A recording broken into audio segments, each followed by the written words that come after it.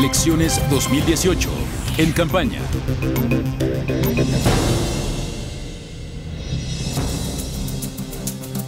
Gracias, muchas gracias por continuar con nosotros aquí en Mega Noticias TVC y como todos los lunes por acompañarnos a otra emisión más de En Campaña, Elecciones 2018. 9 días ya del final de las campañas y a 12 de la jornada electoral. Y saludo esta noche a mis compañeros Raúl Frías, director editorial de Mega Noticias, Enrique Tucen, columnista de El Informador allá en Guadalajara, y aquí en la Ciudad de México saludo con gusto a Elisa Lanís, columnista del Universal, y Eduardo Torreblanca, columnista del periódico El Financiero. Buenas noches a todos, un gusto saludarles como siempre. Bienvenidos. Bueno, vamos a iniciar con la entrega que hace hoy en su columna Denise Dresser en el periódico Reforma. Se trata de la columna Ideas y Palabras. En ella describe la transformación del poder presidencial en México y la nueva probable etapa a la que entraríamos de confirmarse el triunfo de Morena, tanto en la elección presidencial como en el Congreso. Vamos a escuchar. El poder comenzó a dispersarse, a exportarse más allá del Ejecutivo. México pasó de un presidente que podía hacer mucho a un presidente que podía hacer poco. México transitó del presidente empoderado al presidente acorralado. Pero la probable victoria de AMLO puede implicar la vuelta al lugar de donde venimos, el círculo del eterno retorno, citando a Borges. Morena será al mismo tiempo estatista en unos temas y neoliberal en otros, proteccionista cuando le convenga y globalista cuando no le quede otra opción. Será el paraguas protector de un nuevo régimen de partido hegemónico, quizás menos corrupto que el PRI, pero una copia al carbón de sus bases, sus prácticas, sus modus operandi, clientelar y corporativo, cargando consigo la esperanza y también los vicios. Lo cierto es que México se encamina a encumbrar a un nuevo Tlatoani, con el poder para hacer el bien si lo desea y hacer el mal sin muchas cortapisas. Como lo ejerza es incognoscible, pero lo ejercerá desde la punta de una pirámide. Pondría algunos puntos sobre la mesa sobre la columna de Denise. La última parte me parece que es certera en el sentido de que podría haber una acumulación de poder que nos lleve a esta integración que ya hemos visto desde hace muchos años, del corporativismo, etcétera. Pero por otro lado, hay algunos temas que creo que nos estamos quedando muy cortos en las definiciones, en las explicaciones, y estamos usando conceptos del siglo pasado, en donde tal vez se explicó muy bien la dictadura perfecta en aquel entonces, pero que ahora no hemos aterrizado a conocer y a describir realmente la realidad de México. Yo creo que ya nos quedamos muy cortos diciendo va a ser el nuevo PRI, porque hay nuevos elementos que están sobre la mesa y que sin duda van a impactar. Uno de ellos, por ejemplo, el tema de la sociedad. Yo creo que ya no puede ser el mismo PRI con la apertura en medios de comunicación, en las redes que tenemos y además en esta organización que se está dando con una fuerza muy, muy importante. Yo creo que ahí eso ya no se entiende como el PRI de antaño, ya no puede ser. A mí me parece que primero, se me hace muy optimista que hablemos de un partido político, porque pues yo no lo veo por dónde, más bien es un club de inconformes al que se han ido agregando los inconformes más las personas que siempre buscan la oportunidad para estar presentes en el sector político, porque es un organismo político de una persona que en sus propias contradicciones da cabida a musulmanes, católicos y también evangelistas, que es capaz de decirle a un sector de la población que acepta el nuevo aeropuerto y una semana después hace afirmaciones en el sentido que tendría que someterse a la consideración de la ciudadanía a ver si se construye, deja de construirse el nuevo aeropuerto o se construyen 2 pistas y sigue con el tema. Y a mí me parece que eso no va para ningún lado. No siento que sea un partido político, estamos sujetos al vaivén y al quehacer de una sola persona, y en ese sentido, bueno, pues qué peligroso va a ser si vamos a creer que Morena es un partido político y no una organización que se tendría que apoyar en la sociedad civil, a la que, por cierto, desprecia. Yo destaco 2 temas de interés, básicamente siguiendo con la misma temática que tiene Eduardo y Elisa.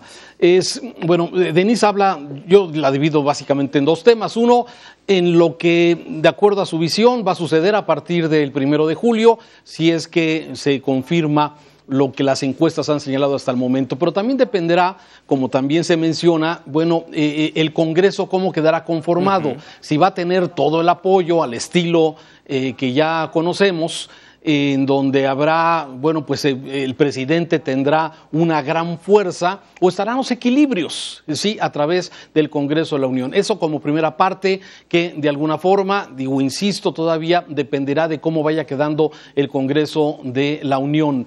Y en lo que se refiere a la parte de los allegados, pues sí, la realidad es que Morena hoy le da cabida de todo tipo y bueno, se ve una universalidad, por llamarle de alguna forma, muy amplia, donde tiene, como dice, desde Paco Ignacio Taibo hasta, bueno, pues algunos hombres como Germán Martínez, que de alguna forma, bueno, pues representan los extremos, así como también el partido que lo viene apoyando. Así es que sí, se ve complejo cómo va a ser en un momento dado, cómo gobernará este partido político, este presidente, si es que se confirma lo que las encuestas dicen, con esta diversidad de personajes que lo vienen acompañando, ¿no? A ver, yo creo que en temas de concentración del poder tendríamos que irnos por partes. Por ejemplo, en el Congreso de la Unión, en la Cámara de Diputados y de Senadores, hay que recordarle a Denise que es imposible que estos tres partidos tengan 2/3 partes del Congreso. Es imposible,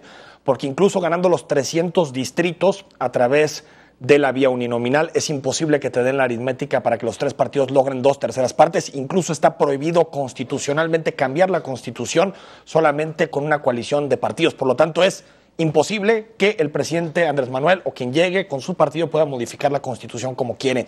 Segundo, me parece que y ahí coincido totalmente con Elisa, estamos hablando de otro país. El México de ahorita es un México con organizaciones sociales, críticas, con periodistas capaces de hacer críticas, medios de comunicaciones que muchos de ellos ya dependen menos de los recursos públicos. Me parece también donde hay organizaciones empresariales que son sobre todo críticas de Andrés Manuel López Obrador y que cuando lo vean moverse un centímetro de la ruta de la ortodoxia económica y de la concentración de poder, me parece que en ese momento van a levantar la voz. Y ojo, para modificar la Constitución no solo necesitas las cámaras, necesitas también 50% más uno de los estados, y en el mejor de los casos Andrés Manuel va a tener 6, 7 gobernaturas. Por lo tanto, me parece que contrapesos va a haber, que la Constitución no se va a poder reformar nada más porque Andrés Manuel quiera, y creo que estos análisis son más alarmistas y sensacionalistas que realmente algo que con los datos podamos sostener. Sí, hay que leerlo, hay que leer entre líneas.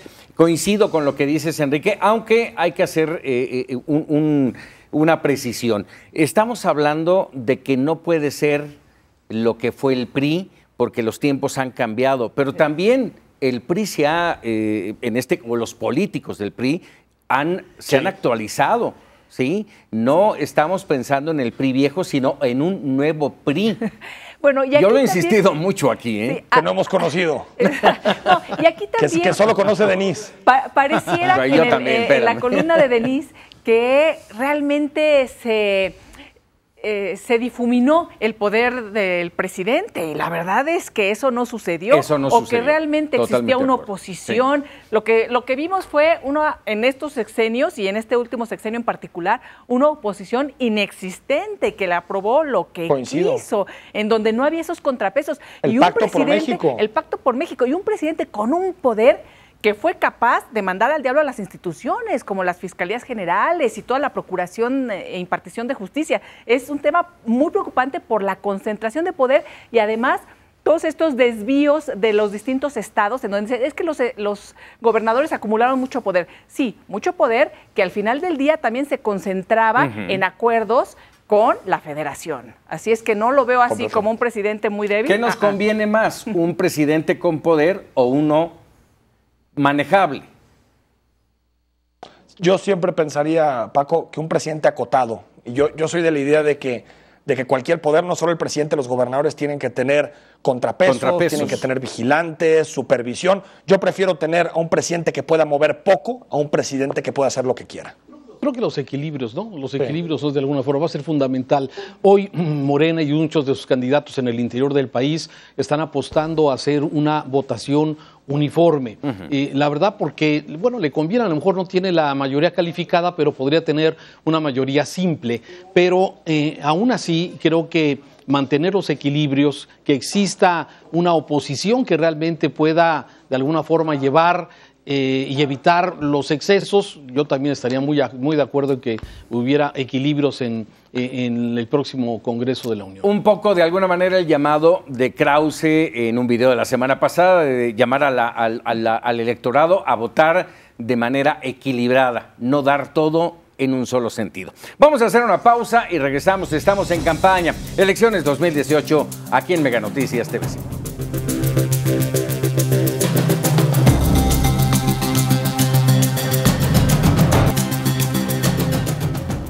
Ya estamos de regreso aquí en campaña y bueno, un proceso electoral, lo hemos dicho aquí infinidad de veces, marcado por la violencia. Hasta hoy, 114 políticos asesinados en el proceso. Y 2 nuevos escándalos de corrupción acompañan el cierre de campañas. Por un lado, el caso sonadísimo de Laida Sansores, senadora con licencia del PT, candidata a la alcaldía de Álvaro Obregón por la coalición Juntos Haremos Historia, facturó a nombre del Senado gastos personales que ascienden a 700,000 pesos durante 2016 y 2017. Y por el otro lado, el reportaje del diario Reforma, en el que da a conocer que el líder de los trabajadores petroleros, Carlos Romero de Champs, construye una mansión en Acapulco con un valor estimado, ya con la reconstrucción y todo, de $6,400,000. Ninguno ha sido cuestionado. Al contrario, los equipos de campaña, tanto de López Obrador como de Meade, los apoyan. Raúl Frías. Si son de los excesos que molestan, estos son los clásicos ejemplos que tienen irritado y que tienen hasta el gorro a mucha gente. Exactamente por eso. No es la primera vez en donde aquí, por ejemplo, lo comento como anécdota, aquí en Jalisco también, se documentaron que hasta toallas sanitarias se estaban comprando a nombre del Congreso del Estado de Jalisco hace todavía algunos años. Este es el tipo de abusos que la gente está harta. Lo que hace la senadora con licencia y candidata es precisamente, mira, con su dinero podría hacer lo que quiera, comprarse los vestidos, comprarse los tintes que quiera, del color que quiera.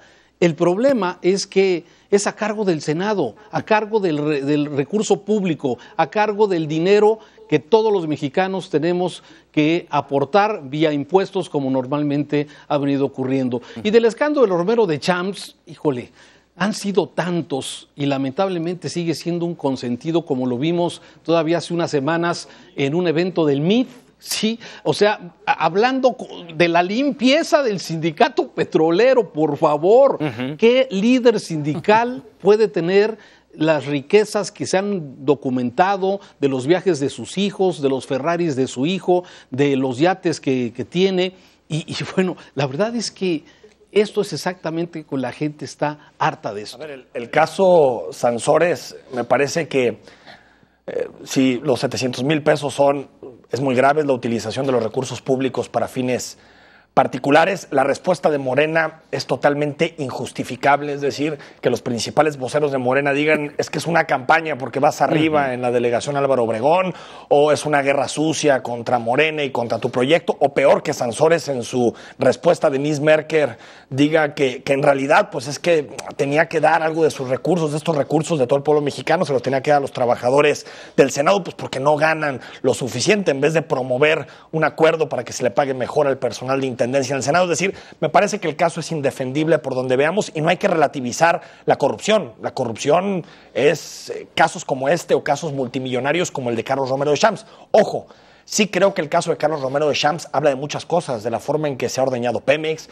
en la forma en que este sindicato sigue teniendo influencia dentro del PRI. Carlos Romero de Champs ha sido 5 veces candidato plurinominal del Partido Revolucionario Institucional, 3 a la Cámara de Diputados y 2 a la Cámara del Senado. Es decir, estamos hablando de un hombre que Meade le decía el líder de los petroleros un día antes de la revelación de Grupo Reforma. Es decir, me parece que ahorita que hablábamos de que tal vez el PRI hay un nuevo, pues esto es el PRI de siempre, los acuerdos con líderes petroleros de esta calaña, y creo que es muy claro cómo responde la clase política a los casos de corrupción, sean chiquitos como el de Sansores o relativamente chiquitos comparado con otros que responden con negación, con acusaciones, con delirio de persecución, o casos como este que son totalmente indefendibles. La clase política sigue relativizando la corrupción.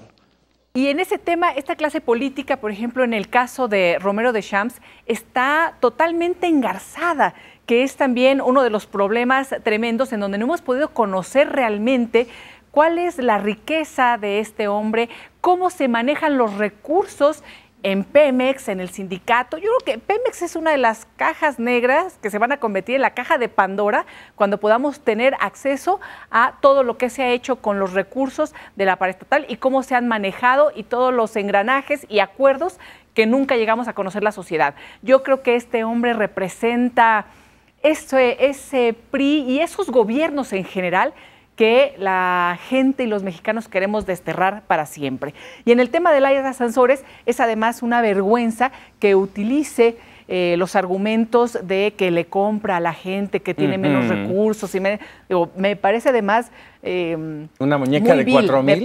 Me parece muy vil que use las necesidades de la gente para justificar algo de esa manera. Y hay que nada más decir que el único que tengo yo presente que no estuvo de acuerdo con lo que hizo Laida Sansores del equipo de Andrés Manuel López Obrador, que es del equipo externo, fue Gerardo Esquivel. No sé si es el único, pero Gerardo me llamó Esquivel, la atención y dije, qué bueno que lo hizo, porque dijo, esto es solo la punta del iceberg y no se debe de permitir. Entonces, bueno, bien ahí. Es que pareciera que porque es de Morena Hay que protegerlo.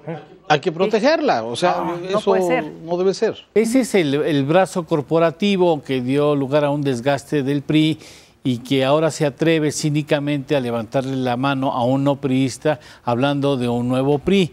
Y la mejor defensa que tiene ese líder sindical es el que conoce a detalle todas las tranzas en las que él mismo habrá participado, o al menos el sindicato habrá participado, y que le permite a un líder construir una mansión que no podrían hacer muchos empresarios. Ni Obama, que ni Obama ahora tiene. sí que ni Obama la tiene, esa mansión ni Obama la tiene. Oiga, nada más déjeme recordarle, estamos hablando del caso de Laida Sansores, pero no es la única legisladora, estamos hablando de muchos más. Este es un caso conocido, el único. Imaginémonos, lamentablemente, cómo está nuestro aparato legislativo consumido por este tipo de tranzas en las que la propia institución cierra los ojos, admite esas facturas y las aprueba.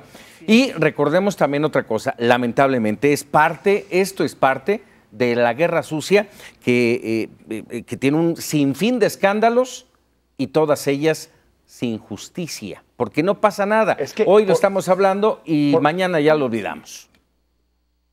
Es que porque hay una partida de gastos personales en el Senado, en la Cámara de Diputados, en cualquier Congreso, es decir, no tiene sentido que haya una partida de esas características. Y segundo, creo que es momento de que le pidamos a la clase política que reaccione de forma clara y contundente frente a los casos de corrupción.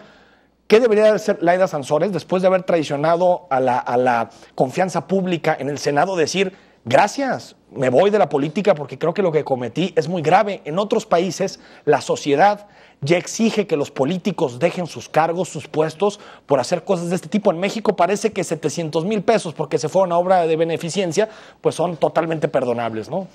Estamos viendo en pantalla, estamos viendo en pantalla una columna que hoy escribió Jesús Silva Herzog sobre este tema y de la cual podemos también seguir platicando.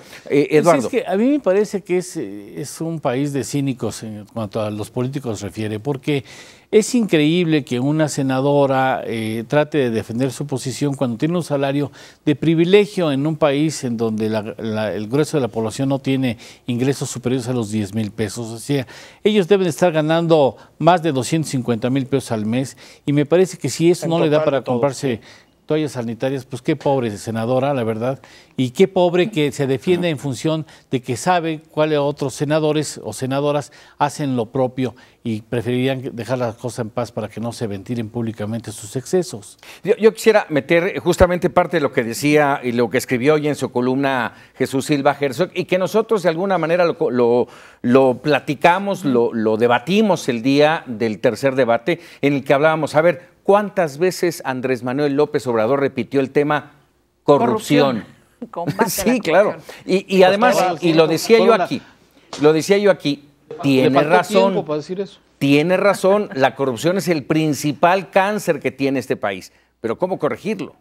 Pero también hay otros temas. Sí, claro. Es que todos están relacionados. Sí, a ver, yo creo que no solamente el problema de México es la inseguridad, es la corrupción, es desde luego la impunidad, ¿sí? Lógicamente la corrupción es uno de los elementos fundamentales donde no tiene consecuencias, por eso lo siguen haciendo, porque uno tras otro, y empezando por el número 1 con el tema Casa Blanca, no ha quedado perfectamente claro ese deslinde, porque nunca hubo un deslinde. Si al número 1 de este país no pasa nada, no tiene consecuencias, pues por eso siguen repitiendo uno y otro. Tiene razón en cierta forma López Obrador en que hay que empezar, desde luego, a barrer la corrupción desde arriba, claro, pero no va a ser solamente la solución, es muy complejo que simplemente barriendo la corrupción de arriba hacia abajo se va a acabar de la noche a la mañana. Lo veo realmente difícil. Creo que hay muchos otros temas, como el tema de la inseguridad y la impunidad, que también hay que ver qué va a pasar si es que se confirma que él sea el próximo presidente. Es que, sabes, Raúl, impunidad, corrupción, inseguridad son parte del mismo problema. Es exactamente el mismo problema. La corrupción, la inseguridad y la impunidad van juntas en la mayor parte de las ocasiones. Pero por eso decía que es de vital importancia esta visión de la sociedad y esta presión en donde ya no podemos y no debemos quedarnos inactivos o callados, pasivos. Y además pasivos, y tenemos que encarecer cualquier tipo de discurso como el de Laida Sansores, que es inadmisible, ¿no? En el que justifica el por qué utiliza esa partida, ¿no? Después podemos irnos adentrando al tema de por qué tienen que tener esa partida, como lo comentaban, ¿no? Si es necesario o no, con el dinero que reciben. Y además, bueno, estamos hablando de una mujer que viene de una familia de priista de cepa, ¿verdad? Con mucho dinero, con muchos recursos. Es decir, ya esto ya es inadmisible y sí es muy importante que la sociedad estemos presentes y que, por supuesto, que se empiecen a fortalecer las instituciones como las fiscalías que puedan realmente investigar de manera autónoma. Pero a ver, la sanción social también es importante dentro de esta ecuación. Son importantes las fiscalías, todo el orden institucional, el combate a la impunidad. Pero de verdad, esta mujer, después de lo que hizo, porque yo si estuviera en una posición así y me cachan con 700,000 pesos en maquillaje, en cualquier cosa, en ese momento das un paso atrás en la política, pero Enrique, porque admitirías que perdiste la confianza de la gente. Pero ojo, esta mujer puede ganar la delegación. Claro, pero a ver, puede ganar la delegación después de este tipo de revelaciones.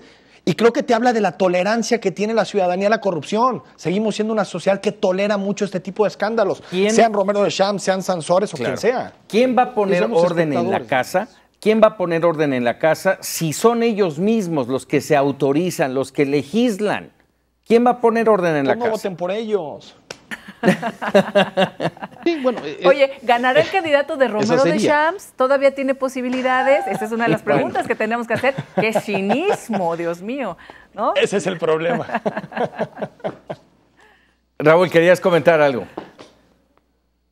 No, bueno, sobre eso mismo. O sea, me parece que es tiempo de que entremos a esa parte donde los legisladores, normalmente los senadores, especialmente, que es un tipo de principado, se transparente perfectamente todos sus ingresos y que no solamente se transparente, porque ahora pareciera que con eso es más que suficiente, que esté justificado un ingreso que tenga y que no tengan estas partidas extraordinarias, estos beneficios que vienen de lado, que de alguna forma los utilizan ya sea para beneficio personal, sin que esto represente un beneficio para los ciudadanos. Y lo vemos, y esto se multiplica lamentablemente en las entidades de la República Mexicana, donde también en muchas legislaturas hay partidas extraordinarias para cada uno de los legisladores. Muy bien, vamos a hacer una pausa, regresamos, estamos en campaña, elecciones 2018.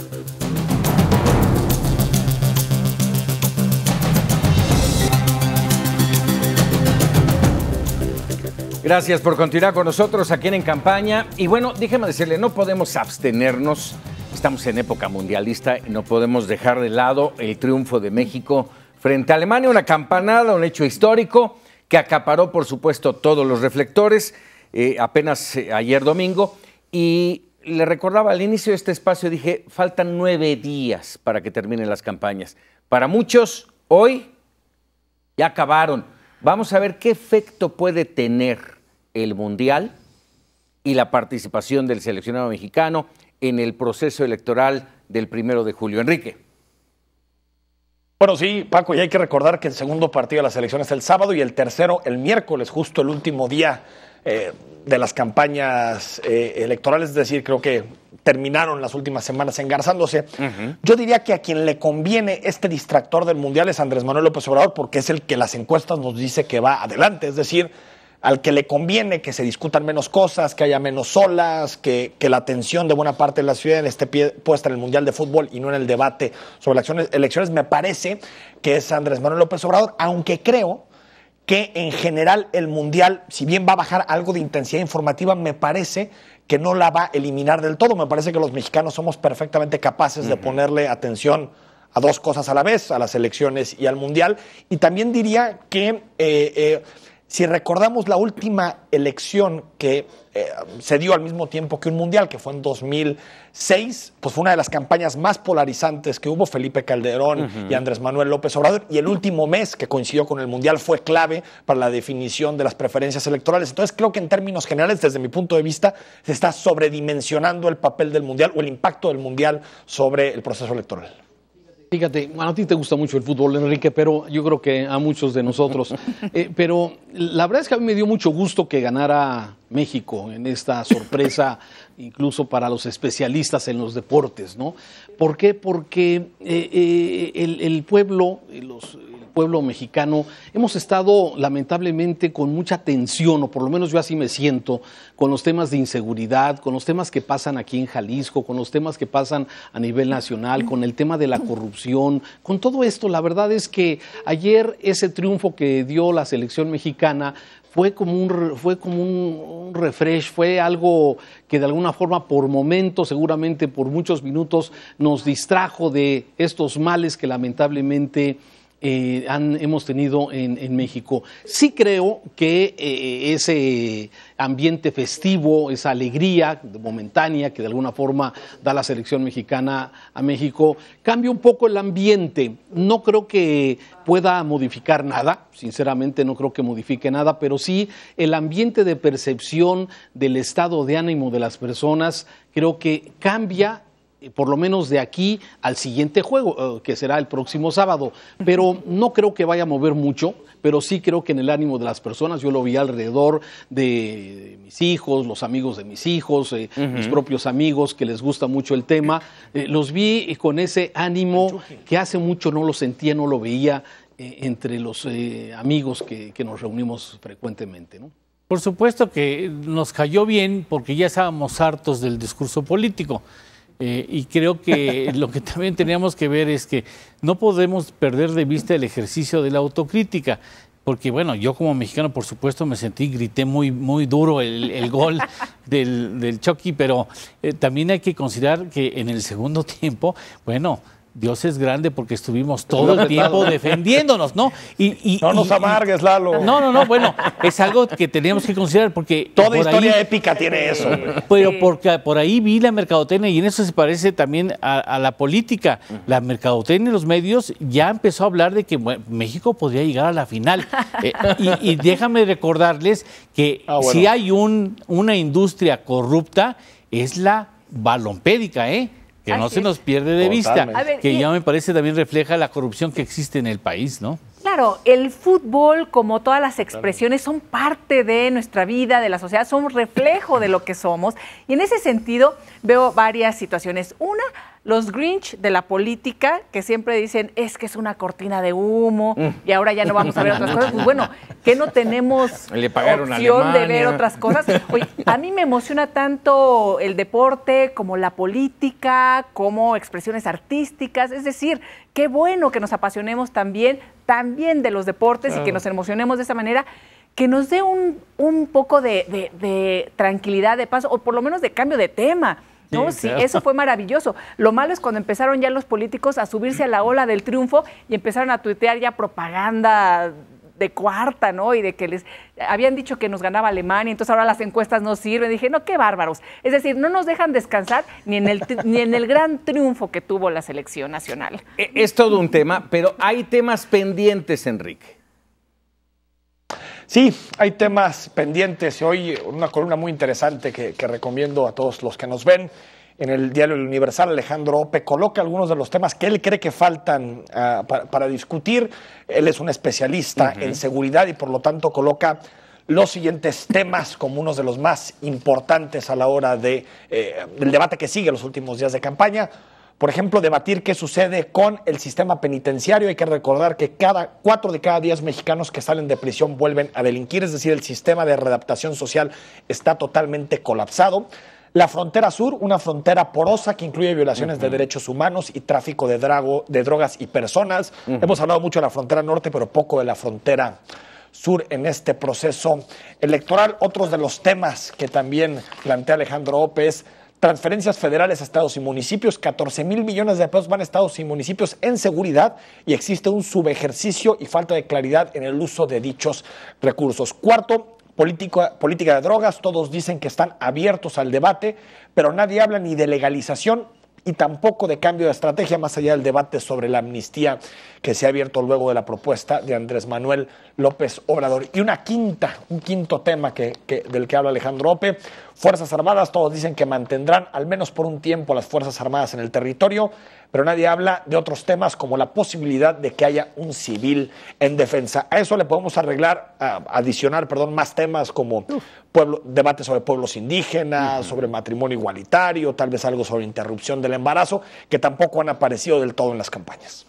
Preocupa que a partir del 1 de diciembre, cuando tengamos nuevo presidente, y al día siguiente, ¿qué va a pasar? Enrique, Elisa, ¿qué va a pasar exactamente con las Fuerzas Armadas que hoy, por ejemplo, aquí en Jalisco, luego de los últimos atentados que ha habido, vemos presencia fuerte de la Marina, del Ejército Mexicano y de la Policía Federal especialmente? ¿Qué va a pasar básicamente con y que ya lo mencionaba Ope ahí en su columna de hoy? Es un tema que me parece fundamental porque la expectativa que se está creando, y por lo menos de algunas personas, es que esto va a cambiar radicalmente el día 2 de diciembre.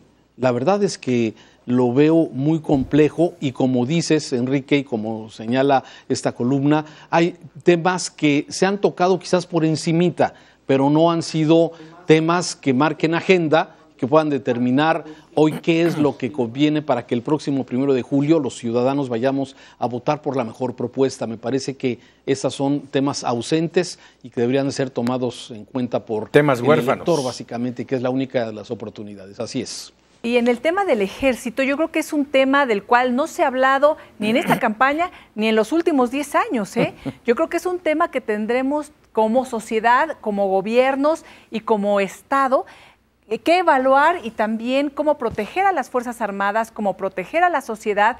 ¿Cuál es el rol que han tenido las Fuerzas Armadas en todos estos lugares? ¿Qué tanto ha estado presente en Jalisco, por ejemplo? Sabemos que ha estado presente en Guerrero. ¿Y qué ha sucedido en estos estados? ¿No? Se ha incrementado la producción de amapola, por ejemplo, el trasiego de droga de Iguala hasta Chicago. Imagínense toda la cadena de corrupción e impunidad que hay de Iguala a Chicago. Entonces, yo creo que sí tenemos que evaluar quiénes están penetrados, quiénes no, y en ese sentido, qué acciones se van a tomar. Yo creo que no se ha hablado del tema, lo han puesto en un cajón, por supuesto están en campaña y no quieren hablar de ello, pero hay que hacerlo. Y en el tema de las cárceles y prisiones, nada más diría que hay que seguir también el trabajo de gente como Catalina Pérez Correa, que ha hecho diagnósticos importantísimos y propuestas. Entonces, hay tela de dónde cortar y es un camino que va a ser muy complicado, difícil, pero que hay que empezar a andarlo, ¿no? Hay una cantidad importante de temas que no se han tratado con seriedad y uno de ellos indudablemente es la posición que debe tener el ejército mexicano.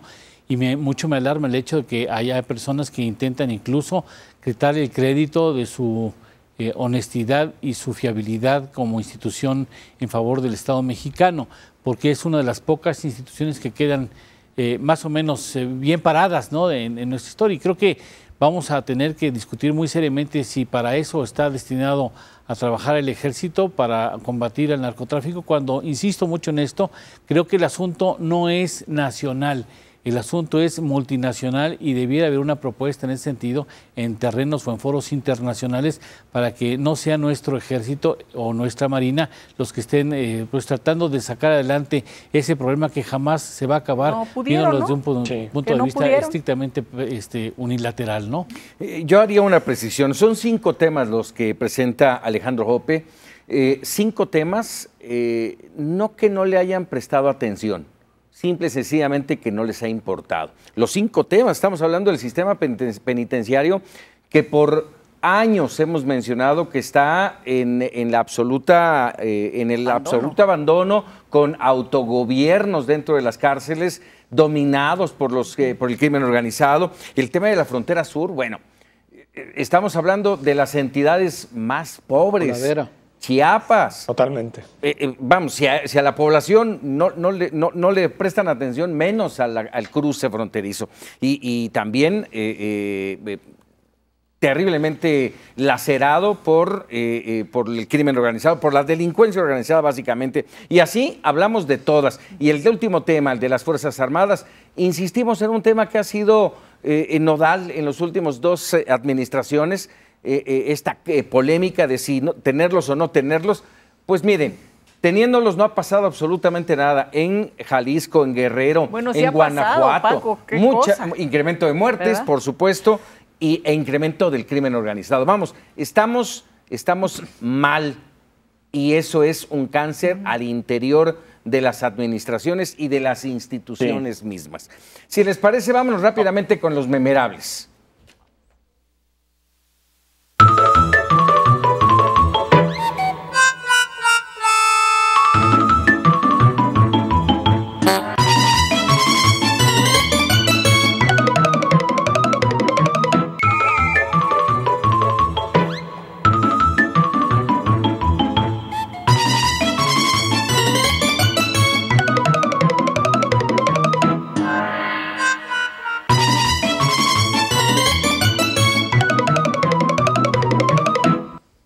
Bueno, pues ahí está la creatividad mexicana, y de inmediato salió. Y el tema del Mundial y las elecciones van íntimamente ligados a esta época. Raúl.